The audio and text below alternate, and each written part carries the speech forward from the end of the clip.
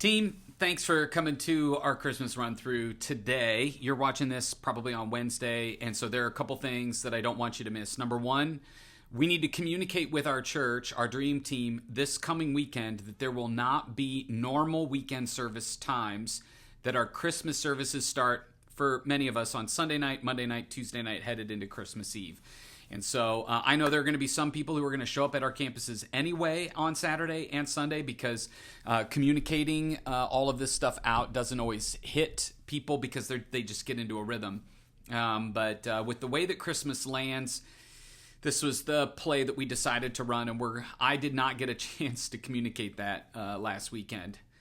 So just want to make sure that you're aware of that and you're communicating that. Add that to your things to talk through, email through, all of that the next couple of weeks. Number two, Your Journey is a tool that we want to use heading into the first of the year. We're going to invite people to take the assessment. So if you haven't done that already, it would probably be wise for you to spend a few minutes going through I don't love the word assessment.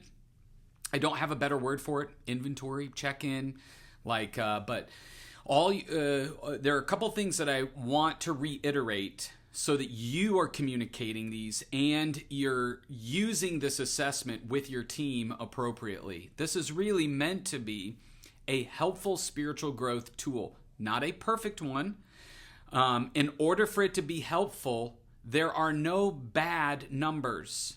I'm going to say that again. Like if you get a low number, that does not mean you are failing. Any of the low numbers mean you have a learning opportunity. This is something new for you to learn about. And there are resources that will be suggested to help people grow in that area. Another resource is talking to someone who's at a higher level. So like 0 to 2 would be a learning next step. 2 to 4 or 2 to 3, 2 and 3 in that range is a learning how to practice it and apply it to your life.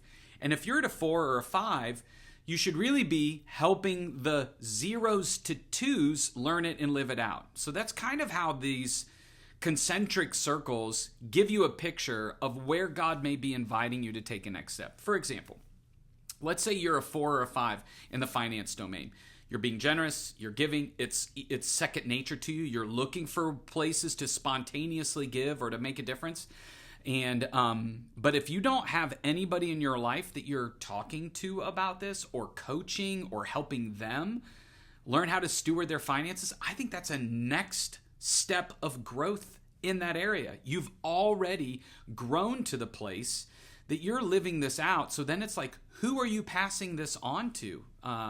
So that's, I think, a way to kind of frame that out. So when we step into the end of the year and into January, your leaders on your dream team, and depending on the size of your dream team, people that you're connecting with, people that you're trying to grow in their spiritual journey, this is a great tool to go, hey, take the assessment.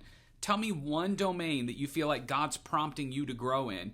And then you share with the group an area where you feel like God's inviting you to take a step, where you can say yes this year and then let him grow your capacity, your maturity in that area. I think as we kind of work through the first couple of years of this, it's going to become like a really strong way that we help clarify and even invite God in to help us go, God, where are you inviting us to grow? And it doesn't live in the ethereal out there place, but it's actually becomes a tool that helps us be more and more responsive to him and to help each other. This tool in isolation, I don't think is very helpful, but in community, it can be pretty powerful. So each season, each year, your answers are going to change depending on the phase of life that you're in or the challenges that you go through. So this isn't a test where you pass it and you're done. It's meant to be something we come back to a couple times a year as a way of saying, okay, God, I'm going to answer these questions, even though I've answered them before, as a way to invite you in to help me see maybe something that I've gotten a little off track on or something that I can step into to help me grow a little bit more in the year to come. So that's how you can use it with your family, with your friends, and especially with your dream team or the people that report to you or that you're really close to in your group, all of that. So I'm excited about it. I just wanted to talk about that now before we get too far into the holidays and at the first of the year. Make sure that you have looked through it, prayerfully look through some of the suggestions and find a domain or two where prayerfully you're going to say, oh God, okay, God, help me grow in this area. All right? Those are the two things I have for you.